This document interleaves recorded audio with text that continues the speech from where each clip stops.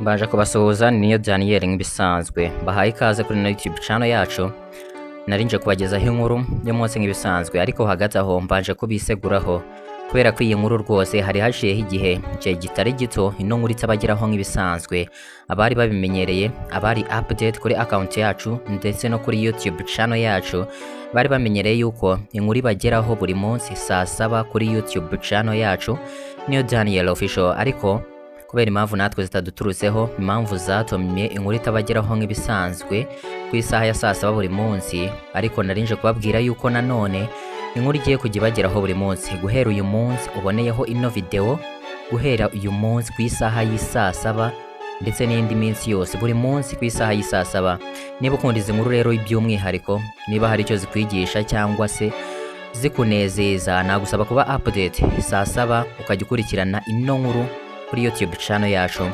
Tudatinze rero nakubwira ni reka dutangire, ariko mbere yuko dutangira nagusaba niba uri umusangwa cyangwa se uri mushyashya utarakora subscribe kureba handitse subscribe ugakanda no kunzogera kugira ngo tujye tubana.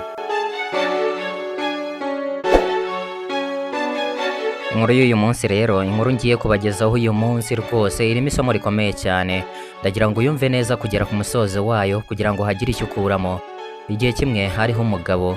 Uwo mugabo yari umukene cyane nta mafaranga yagiraga rwose yari umusabirizi ndetse nta naho kuba yagiraga yasabaga abantu benshi bakamwima ndetse akajya ahantu henshi yakomanga ngo nibura basabe n'ibyo kurya yakomanga ahubwo bagafunga cyane bakadanangira kugira ngo ataza kwinjira. Umugabo inzara yaramwishe agasaba abasabye bose ntihagire n'umwe umufasha ntihagire n'umwe umwitaho. Umugabo inzara igiye kumwica inzara rwose yarashonje yaramaze igihe kirekire atarya abonye inzara igiye kumwica aravuga ati ese inzara inyice koko. Umugabo nta kindi cyabaye yahise afata umwanzuro afata icyemezo cyo kwiba nibura ngo abone icyo kurya. Umugabo nta kindi yakoze rero yahise ajya kwiba ahantu bakoraga imigati yiba imigati ku bw'amahirwe make umugabo arafatwa abamufashe nta kindi batekereje nta n'impamvu bamubajije ituma yiba ahubwo bahise bamufata baravuga ati sha wowe uriba nasoni nta kindi bamubajije bahita bamujyana mu rukiko. Umugabo ageze mu rukiko umucamanza aramubaza ati ese wa mugabo we kubera iki wiba byari byagenze bite kugira ngo wibe umugati?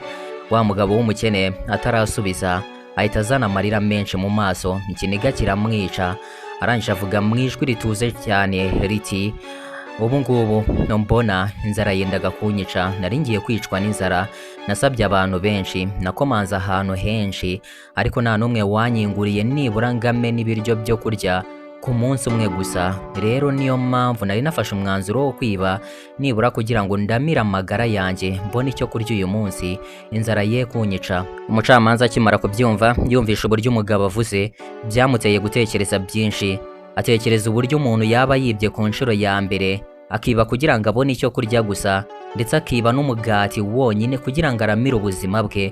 Umucamanza agahinda nawe karamwishe arangije aterura interuro igira iti nta kindi uyu mugabo akwiye gukora, uyu mugabo akwiye gucibwa amande y'amadolari 10.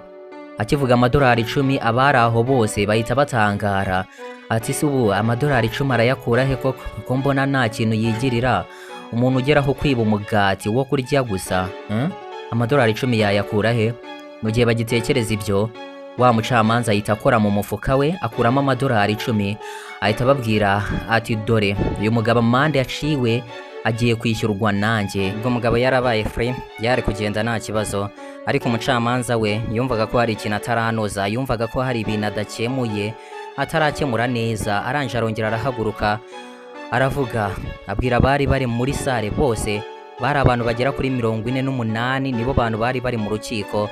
Arangije arababwira ati murebe nibyo uyu mugabo abonye ayo kwishyura amande abonye ayo kwishyura urukiko ndetse n'ayo kwishyura abo yari yibiye umugati ariko se uyu mugabo nyuma y'aka kanya turimo nyuma yo kwishyura aya mande nataha aragenda behate arongera ajye kwiba agaruke mu rukiko twongere tumuca amande mureke dufashe uyu muntu abaraha mwese tugiye gufasha uno muntu mureke tugire umutima w'urukundo tugire umutima wo gufasha twitange ubundi dufashe uyu muntu abone ikimutunga mu buzima bwe bwa buri munsi tugiye gufata buri wese ufite uko yifite atanga amadolari 10 yo gufasha uyu muntu.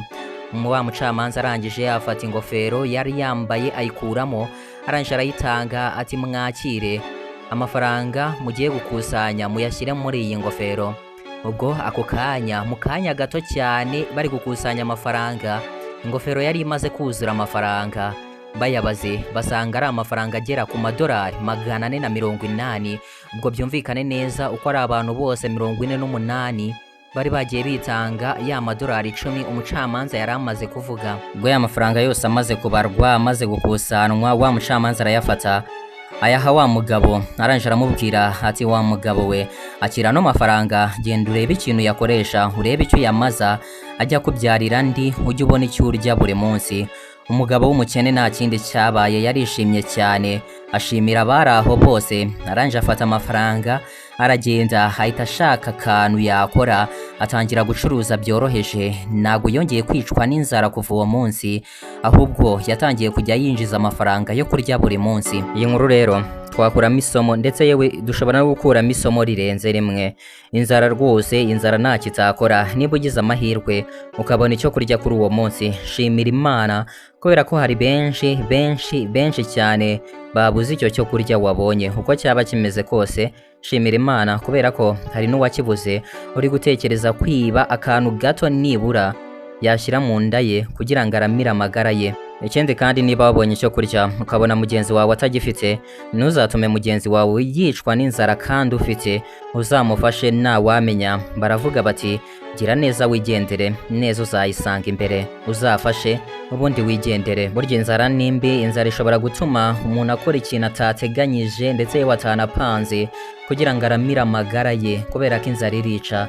Rero nubona mugenzi wawe yabuze icyo kurya kandi ufite, uzamufashe, atazagira ibitekerezo bibi byo kuba yanahemuka kandi muri we adasanzwe afitemo guhemuka, agahemuka kubera nyine iyo nzara, agahemuka kugira ngo abone icyo yashyira mu nda ye.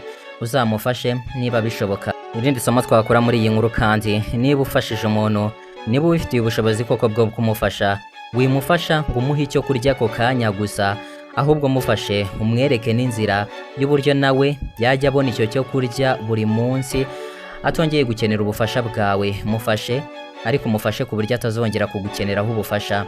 Njyewe ndi niyo Daniel rero, ndabashimiye mwakoze kubana nanjye kugera ku musozo w'iyi video. Ndizera neza ko iyi video nibura hari icyo wakuyemo. Mwibutsa niba iyi video yakunejeje cyangwa se wenda hari icyo yakwigishije, ko wakora share no ku nshuti zawe, nazo zikabasha kumenya ibyo wamenye. Burya nibyo njya mbabwira, ni umuntu ni wamenya icyo umufashirizamo. Iyo nkuru yakunejeje cyangwa se yakwigishije, inshuti yawe nayo ishobora kuba ikeneye kwigishwa nayo cyangwa kunezezwa nayo. Yisharinga rero no ku nshuti yawe kugira ngo ibashe kumenya ibyakunejeje cyangwa se ibyakwigishije. Murakoze cyane rero, munyemerere tubane muri video ikurikira.